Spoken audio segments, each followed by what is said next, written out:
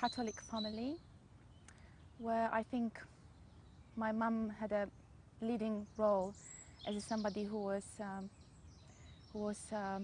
religious person, and she was always behind all religious festivals.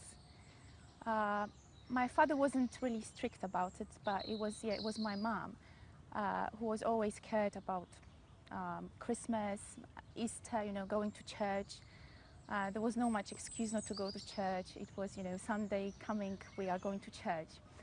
And I think it was deeply because it was more tradition that was passed from generation to generation. As she said, her grandparents to her parents to her, and obviously she was doing her duty to pass knowledge and things to me. And I think at that moment I didn't question anything. I was a child, and I had a, happy childhood. My parents really, did a good job, giving me a lovely childhood, happiness. Yeah, these all moments, festivals, gathering with families, all bring good memories. And as any other child in Poland, I was Christianed. Then I had my first Holy Communion, then confirmation, as you call it. And yes, I have to admit that I was involved in the religious side of my life. I mean, probably I didn't understand many things because I was just a child. But yeah, I was in a choir, chapel choir. And when we had a Holy Communion, I was chosen to read Bible. Also, I was singing. And I enjoyed it, yes. And I think only when I was in my teenage years I started thinking about all aspects of religion, why and how, because even during these festivals, I don't remember, there was this side of, of, of, of our practice where we would sit and read a Bible, or we, in terms of questions like why we do it, or where it comes from, or what is the point, why we're celebrating Christmas, and why do we celebrate Easter. It was just, natural. We do it because we do it. And yes, and I think only when I was teenager, I started to think deeper and deeper. I mean, still, it was, it was just a part of my life. But yes, I think I was always close to God, and I talked, talked to Him, and I like to pray. Obviously, as a child, I don't remember, that I truly enjoyed going to church and being there for 1 hour and, listening all what was said. So only I think in high school, I remember I used to pray because I felt like praying. And then also I said I would like to go to church, not because I have to go, but I just have this need. And I would say, I don't feel like going this Sunday because we have to. I prefer to stay at home, but I still have a connection with God, and I still have my relation. And I can go Wednesday, Tuesday. And I remember I enjoyed, going to an empty church, being there for a while, just contemplate. And then when I finished high school in my town, when I was growing up, I moved to Warsaw. I think that was my first encounter with Islam, because during the curriculum we had subject world religions, so we had to cover Islam as well. But obviously, with the negative picture of Islam as it's presented in Poland by media, I just probably, my attitude was like, okay, we have to cover that.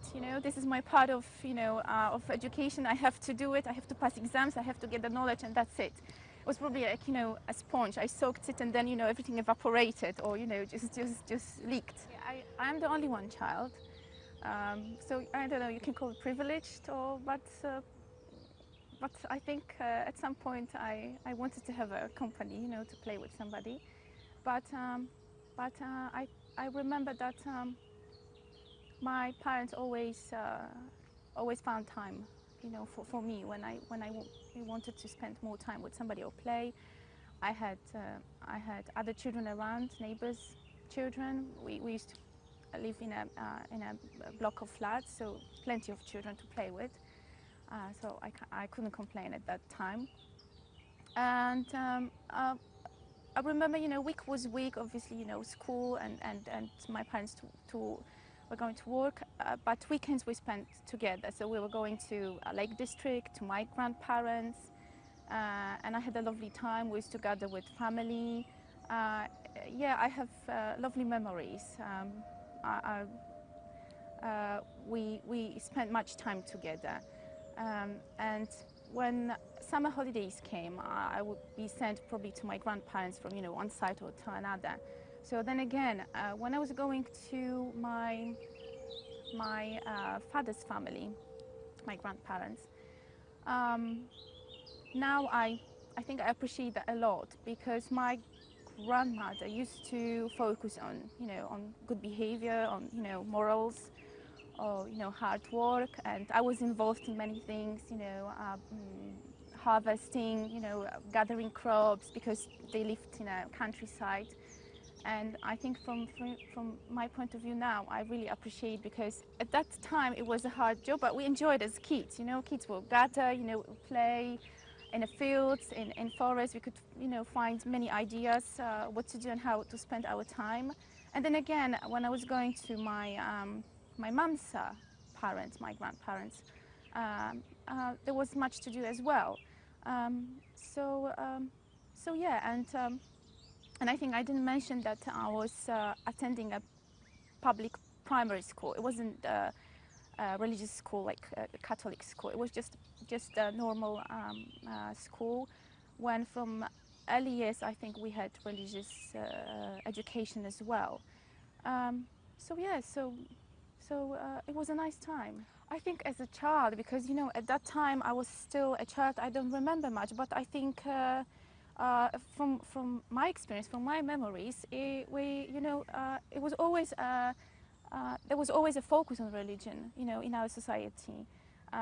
Church and festivals, and what you should do or what you shouldn't be doing, and I was always thinking that maybe it's just because of the tradition, deep tradition, that was passed through generation. Not really, religious, pure aspect of it, but just, tradition. And I don't remember really, as a child, I don't remember, if that was the reason, because we were, suppressed or oppressed. But I think that's the reason why I think until today, our society is probably not open to new religions and to new nations, new ways of doing things, or beliefs. And I think that's the main reason why still until now people are probably afraid of increasing their knowledge, or just asking questions, or just pondering over why is it like that, and against everything what is being said in TV, just to ask yourself, is that true? Is that right? What they say about Islam, for example, is yeah. At one side was something exciting. I was going to a new location, and I was about to start a new part of my life. And at the other, because I was always very close to my mother, we had a very close, tight relation. So I think I just put a brave face, and I just went ahead. It wasn't easy, new place, new people, new responsibilities. I guess you would have to fit in some ways, of the new environment and new style of life. But that was the time when, at the same time, I had my freedom. I mean, I could go further, and I could expand my territory. But at the same time, I learned a lot, and that gave me so much to think about life. And so it was a mixture of everything, I think. Yeah. yeah, and I think you have to find a way of finding yourself. Then you have to just carry on. But as I said, that was the first time when I learned about Islam, and I also had other people in my school that were, close friends of Muslims as well. And because we had wars of religions, I remember part of our education was where lectures where Muslims were invited, and we could basically listen to their stories. We could ask questions. We had our notebooks. We had to prepare our, notes and our reflections. And I think that was nice. But still, again, it was something new. I had to learn about it. It was really nice to get to know other cultures, other religions. But I think it didn't change anything at that time. It was just, okay. I was studying there. I spent almost 5 years.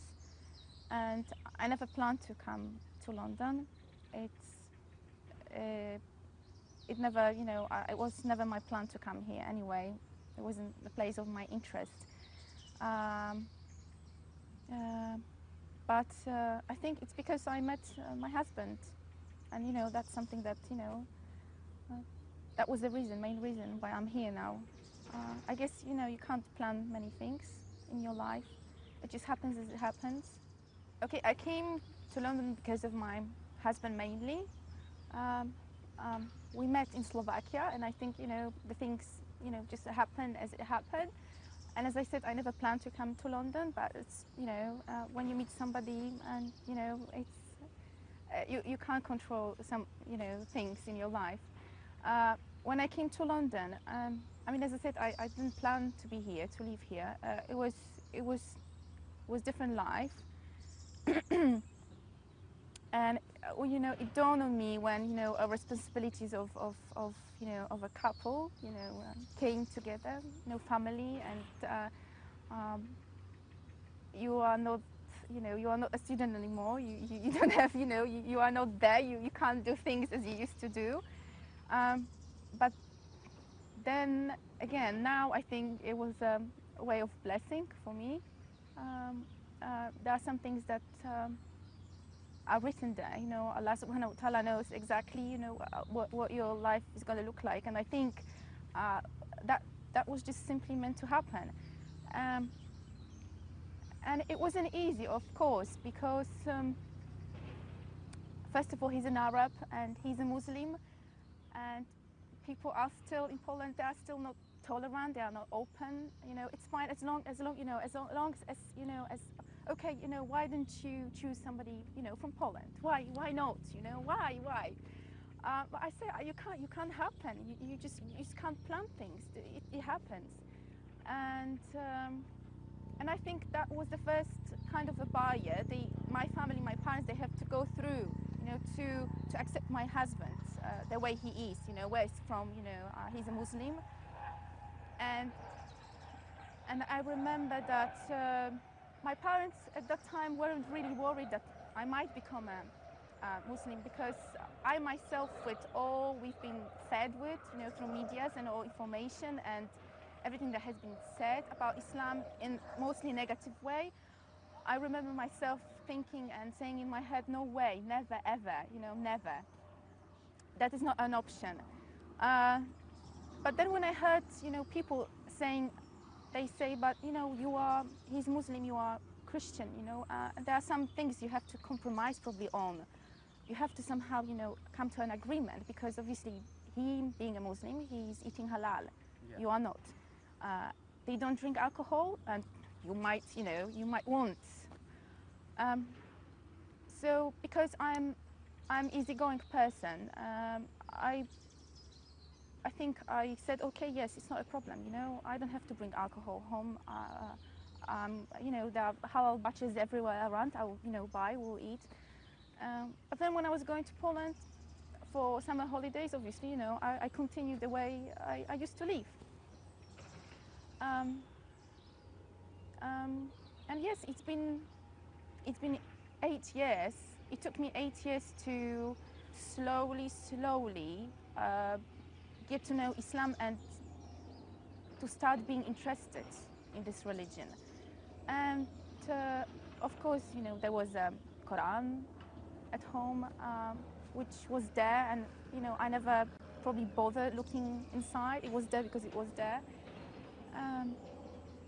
But I think being in London, and it's such a mixture of cultures and religions. Many times I came across Muslims and they wanted to talk to me, and I asked questions, and and friends of my husband as well. So I remember the first time when I started thinking, oh, it would be nice to go to mosque to see how it is. I've never been there. And I knew that when I was studying in Warsaw, there was an Islamic center. And some of my friends who were studying, I think, at the Warsaw University, they were going there because they had to cover, religions as well. So yes, I thought it would be nice. But I think it was always, it was always my intention, and it, always ended up with just intention. And then having, kids and busy life and all other responsibilities. And I remember my husband would go and buy books and would bring them, and would bring some DVDs, CDs. But I think it was just it was just that. I would never probably look in the books. I would never, have an intention to watch DVD because I was busy with the other things. But I think slowly, and one more thing which is amazing when I think about it now, is when my husband would play Quran in his car at home. I wouldn't stand it at the beginning. It was just annoying for me. I couldn't listen to it. I didn't understand. Firstly, I didn't understand it, and the way it was recited, it annoyed me, truly annoyed me. And I always said, please, if you want to listen, just volume down, because I don't want to listen to it. But mashallah, through all these times when he played the Quran, I was, please calm it down, volume down. I don't want it. He would, persevere, and finally I didn't mind anymore. It felt amazing, actually. It felt amazing. It was so, I felt such a serenity and, such a, peace in me, to the point that I would fall asleep, really. So it was amazing. And I think that's when I knew that something is, changing and happening. It was a new chapter in my life. And you just can't prepare yourself for that, because it's something, unknown. You have to just go there and, start and see and feel how it is. And obviously my mom would say, have a rest, because then when you become a mother, you have to forget about yourself completely. The children will come first, and it's going to be hard. It's the hardest job in the whole world, being a mother. Yes, and I think that period of my time showed me how much my mom did to me, how much she gave me, and what she did to me, and how much I owe her. And now, even from my point of view as being Muslim, I know that I won't be able to repay her, even a percent of what she did. So I know that it is important, and obviously Islam says that there's a paradise at your mother's feet. So yes, and it's hard. It's hard when you want to probably join all the things together, being working and being a mom and doing other things. So I think because woman naturally knows how to look after their kids, I think it's a good place for her to be, to be there for children and to be for family. Because when you compromise and you split things, things start to slip and go astray, and I think it's important to be there for your kids all the time. My mom, she didn't have a choice. She had to work, and she had to work, and she had she had to cook, and she had to clean, and she had to look after me, and she still had to find a time to be with me, and it's amazing, you know, that she did all of that. And yes, and now I know how special she is to me. Um, so yes, but still, again, it is not easy. And I think when I became Muslim, I I started with reading about the role of woman in Islam position as a woman, as a daughter, as a wife, uh, and that helps a lot because I know what is my role, I know what I can do, I know how far I can go, and it teaches me, Islam teaches me how to deal with, you know, with the daily life, with daily problems. Um, it asks me to be patient, to be, you know, wise, to treat my children the way they deserve to be treated, you know, to be understanding, and to show them how, you know, how to live and how to grow up. Because even before converting, I always wanted my daughters to grow up as, you know, as decent, as respected, you know, wise woman. I always wanted that for them. I think at that time I didn't really think about it. Okay, they have Muslim names, but I'm still here, you know. I'm Christian, and at that time, apart from the fact that I wanted to, you know, to know the way, to know morals, to know, you know, what is good, what is right, and what is wrong, and how to treat other people, I still thought that, you know, why not? They have to be, you know, liberated. They have to, you know the life, you know, life, and they have to, you know, go through what I went through. But now I think there are some aspects that they don't really, you know, they don't have to go through, because life, you know, being a Muslim, life is beautiful as it is, without, you know, all the things that are there, you know, offered to people around.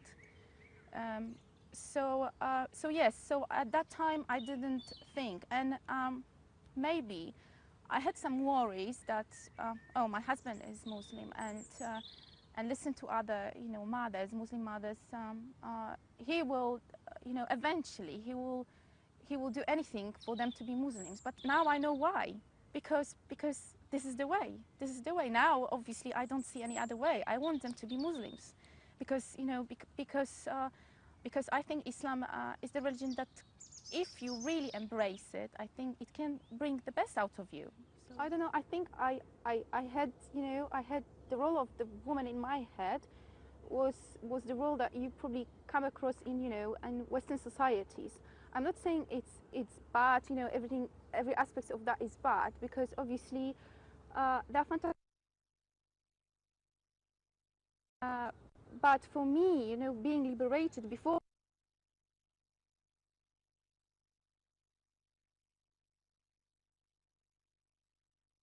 as any other teenager, still, you know, knowing your, you know, your role and your position in your life, still, you know, maintaining, you know, everything, basically having, you know, moral standards, you know, knowing what is good, what is right. I mean, I was always a sensitive person, and I think I was always a person who likes to see justice. I didn't like people treating other people, you know, in a bad way, or I didn't like kids at school bullying other kids. I always had this, you know, this in my heart. This is not right. This is not how it is. You should, you know, should treat people with respect, and good deeds should be, you know, rewarded. Bad deeds should be punished. So I think I have this, you know, I have this role in my head, you know, what and how. But still, at that time, I think Islam, for me, and the woman, you know, in Islam, she was for me oppressed, you know, basically due to, you know, lack of knowledge, because I didn't know how it is and what it is. Only when I started studying about women in Islam, only then, you know, my eyes opened, and I told myself, listen, it's not how we see it. It's not how, you know, what we hear about. Everything that is presented in Poland, its majority of, you know, of programs and news and things about Islam is negative. Only now, slowly and slowly, because of, you know, bigger number of Muslims growing in Poland, only now you have, you know, positive messages coming in. But at that time, everything was like negative. No woman is oppressed. You have no rights. You can't go. You can't do anything. You can't work. You just have to sit at home doing nothing. What is, you know, what is this life? This is not the life you would like to have. And when I studied about women in Islam, it opened my eyes completely. It's not like that. I mean, you still can go and study. You still can work. You still can do many things, you know, being a photographer, you know, having your passion, as long as you keep in boundaries, obviously.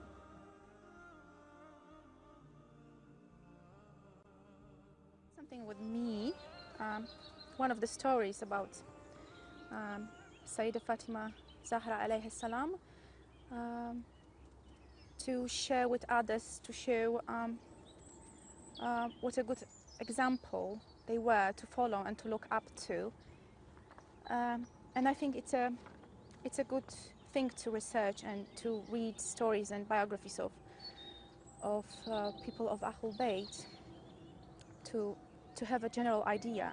The Holy Prophet sallallahu alaihi wasallam has said, "Fatima is part of me. Whoever harms her harms me."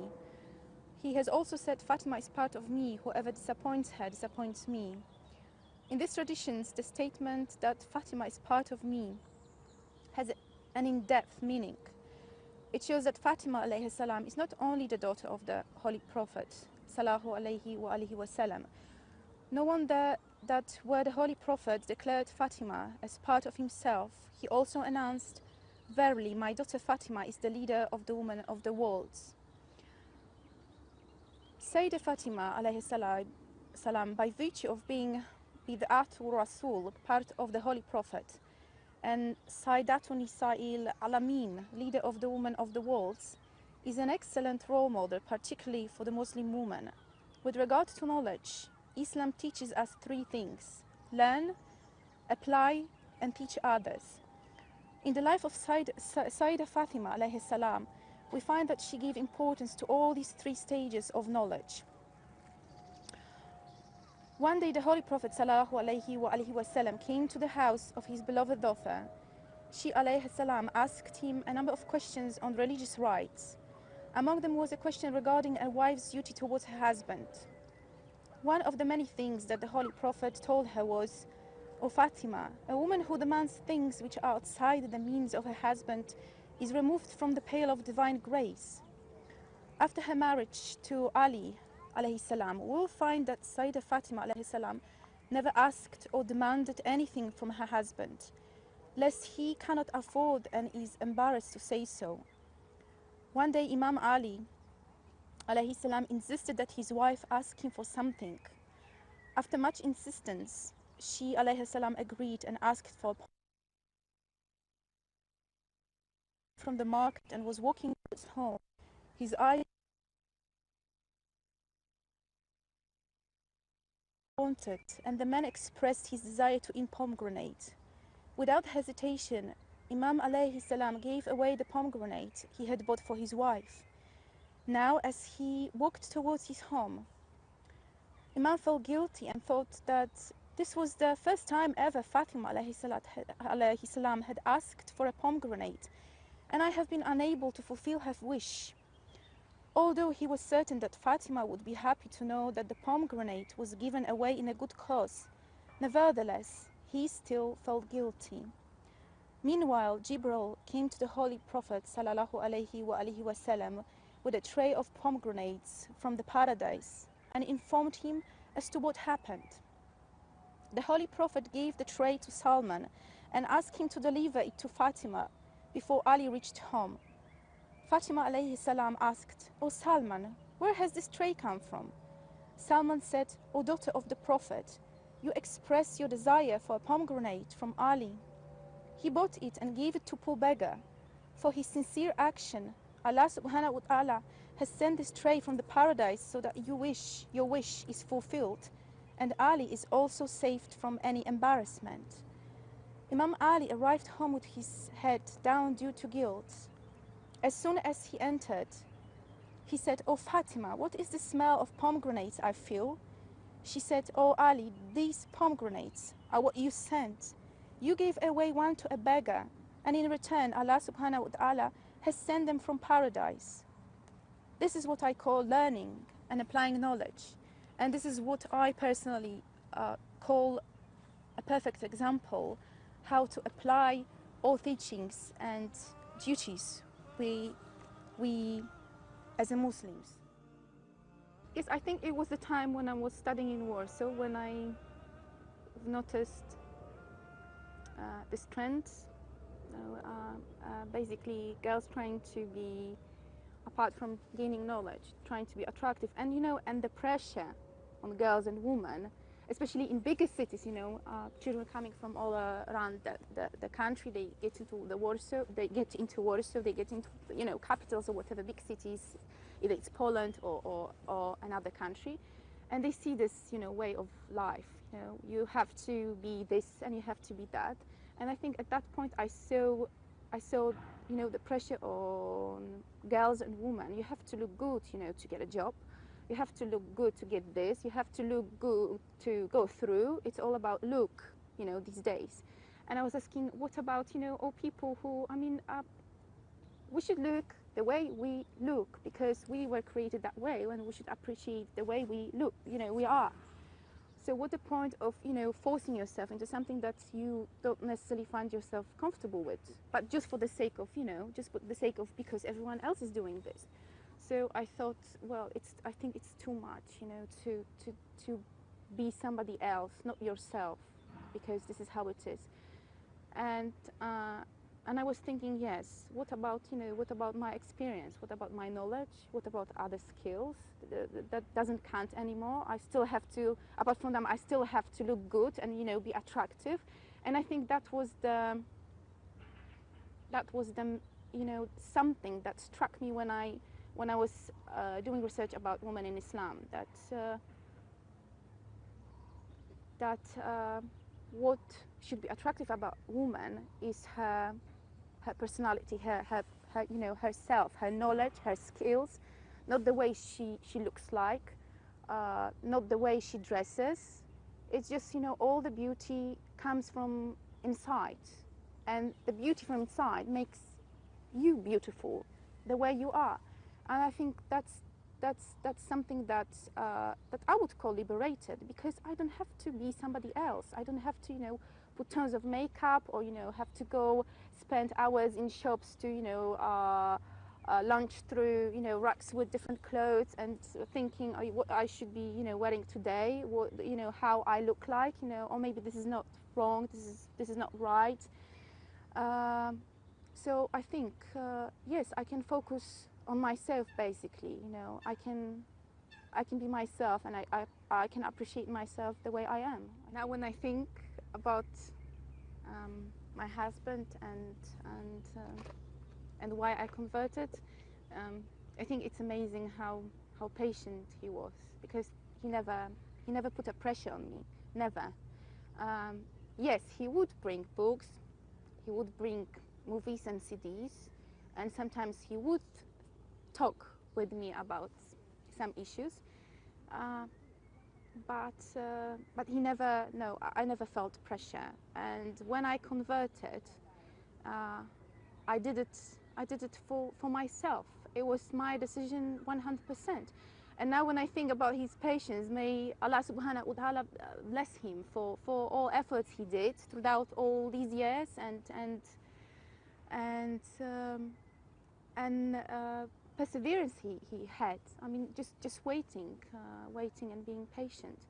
And when I converted, I did it myself. I woke up one morning, and after researching, and I was thinking the day before in the evening, I was thinking whether to do it or not to do it. But then I woke up in the morning and I said, well, if something happens to me the next day or even today and I die, I would really like to die a Muslim, because it's you start your life anew. It's like being born. It's like starting afresh with a blank card, and then you can try, you can learn, and you can try to do your best. You know, so you have good deeds recorded.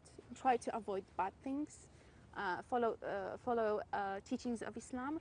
And I woke up that morning and I said, yes, I will do it today. I was on my own with my daughters. I said Shahada, and yes, and I became a Muslim, and I was so happy. The feeling was amazing. It was. I felt like I could carry mountains from place to place. It's something probably you can't describe. You just can feel. So yeah, I didn't have any pressure on me whatsoever, and I did it because I wanted. I was, you know, with full awareness. I think also what was really nice and very interesting, and maybe not only for people who are interested in becoming a Muslim, is the science in Quran. I mean, I couldn't believe all the facts you can find actually in Quran, and all science, including biology, including botany, geography, and astronomy. You can all find it in Quran, and it's amazing because all these facts, all this information, were actually discovered recently. With months, if not years of research using modern technology that wasn't available at the time when Quran was sent. So I think it's another thing that I think takes you aback, and and shows you that yeah, it has to be a true word from Allah subhanahu wa ta'ala. So when I started my research about Islam, it was just general questions I had, and whenever I went to websites and I grabbed the book, I didn't come across anything like there are, certain paths or certain schools of thought that, I have to choose. So basically I thought, okay, I am becoming Muslim and I am Muslim, and that's it. So I didn't have anything in my mind, who to follow or, who to look up to. And my husband asked me, what path do I want to walk? What school of thought do I want to choose? And I didn't have an idea of what he's talking about. And then he told me about schools of thought. There is a Sunni path, there is a Shia path, there is, Ahlulbayt school. And what was really nice about him as well, that he said, listen, it's your choice. You decided to become a Muslim, and it's your choice what school of thought you are choosing. But as long as it makes sense to you, and as long as you follow what feels logical to you, not you follow because others follow, and not you follow the school because this is the popular one or it's majority. You choose what you feel in your heart is right. So I started reading more and more. I started comparing, and yes, and I chose Ahlulbayt school of thought because it makes sense for me. And then coming to hadith as well, where Prophet Muhammad sallallahu alaihi wasallam says that I'm leaving you two weighty things, which is hadith of two weighty things. I'm leaving behind me, I'm leaving two weighty things. And if you adhere to them, you will not go astray. So, which is Quran and Ahlulbayt, the household of Prophet Muhammad sallallahu alaihi wasallam. And most of the versions I came across, they translate as Quran and Ahlulbayt, and I think only one translates as Sunnah. But still, I mean, doing research and reading and using your logic, it's still okay. We can call it Sunnah because actually Ahlulbayt, with all their life and the way of living and style of living and being so selfless and so amazing and so beautiful in sense to preserve the true message of Islam, they are actually Sunnah. They are people who I think I should look up to. So yeah, so and the more I read, because there's, you know, the more I read, I find myself, you know, knowing less. So I guess it's, you know, it's the long, lifelong process, you know, to increase your knowledge. And probably, you know, when we die, we will still, you know, lack of, you know, of many things. But I think the more I learn, the more I'm convinced that I'm walking, you know, the right path. And and yes, that was my choice. After reading the story about teaching others and the example of Sayyidah Fatima al-Zahra alayhi salam, I thought it would be nice to say a big thank you and Jazakallah khair to one of the sisters who helped me a lot. Hassan, thank you so much for guiding me, and as Fatima al-Zahra, answering all my questions, whether small or stupid or difficult or not, whether making sense or not, for being for me always there and guiding me and supporting. Thank you again. If I had to convert again, if I would go back again to this point in time, I think I would do it again. I wouldn't even hesitate. Obviously there are many changes, and you have to change your lifestyle. That comes with it. But what my advice is to take things slowly, not to rush. I think many of us, when we convert, I think we want, you know, from day one, we want to be, you know, good. We want to do the best, you know, the way possible. We want to know everything, and I think it's not like that. I think the slowlier the better, because the way we take it, we can both learn and appreciate it. But if we hurry up, I think we might find ourselves, you know, it's too fast, it's too much, you know, this is not the way I expected, this is not what I wanted. Obviously there are some changes, and sometimes I think, oh, it would be better if I converted before my daughters were born, but I think this is, you know, this is how it meant to be. I think now them knowing, you know, both kind of lifestyles, they will have this, I think, plus to compare and to choose. You know, maybe not now because they are children, but then they will go back and they will, you know, see things, and they will be able to compare things. You know, we saw that, we took part in that, and you know, that was the lifestyle, and this is the lifestyle, and you know, we know what we are talking about. After I converted in July, I decided I would go to Poland for Christmas, because my mom didn't want to talk to me over telephone, and I felt really heartbroken. I mean, we were very close, always very close, and she helped me a lot. She's an amazing woman, and I decided I would go, you know, with Allah subhanahu wa ta'ala, with the strength I have, you know, with the confidence, you know, with the positive attitude, I will go. And I went, and it was, I think, the hardest thing I've done in my life. I think it was so hard. Now when I come back, when I think about it, sometimes I ask myself, how did I do this? How, you know, how I managed to do it? Because when I was going in hijab. The day I converted, I put hijab on. I mean, scarf and obviously hijab. You know, the way I thought at that time was, you know, was comfortable for me. The clothes I put, that was my hijab. And then when I was going to Poland in December for Christmas, I put the scarf and I put hijab, and I said, yes, I'm going this way, you know, because that's what I've chosen, and I'm not going to compromise. I don't know, maybe it's a harsh approach, and some people, they, you know, may do it different way, you know, just to compromise, you know, take it slowly, you know, go to Poland, you know, just leave it behind, you know. I said I will go, you know, I will go full ahead. So I went. It wasn't easy. I mean, the eyes on you, you know, from people around, you know, this tension and this feeling, and of course the reaction of my parents. It wasn't, you know, the nicest thing in the world. But I think I wanted to show that, you know, this is my decision. I'm a grown-up person, and I know what I'm doing, and nobody forced me. Regardless of what they think, nobody forced me. It's my decision, and the only thing that is changing is that I'm becoming better. I'm trying to be better mother, better person, you know. Yes, because Islam teaches us, you know, to have respect to other people, you know, to, regardless of the religion, regardless of you know, where they come from, of, you know, of nationality.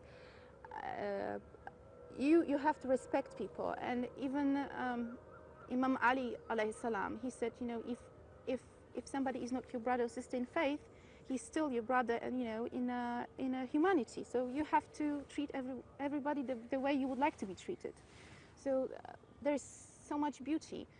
So you know, it comes, I think, converting and becoming a Muslim comes, you know, it brings everything all together. So after converting and becoming a Muslim, I see world differently and people differently. I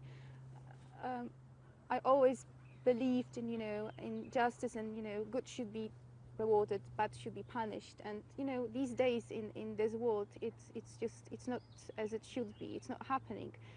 And that's another thing that, you know, Islam tells you that don't worry, because if you do good, you'll be rewarded for goodness. If you do bad, you'll be punished. So regardless of what's happening around you, you should carry on with your way of living. And obviously, you should encourage people to do good things, and you should forbid bad things from happening.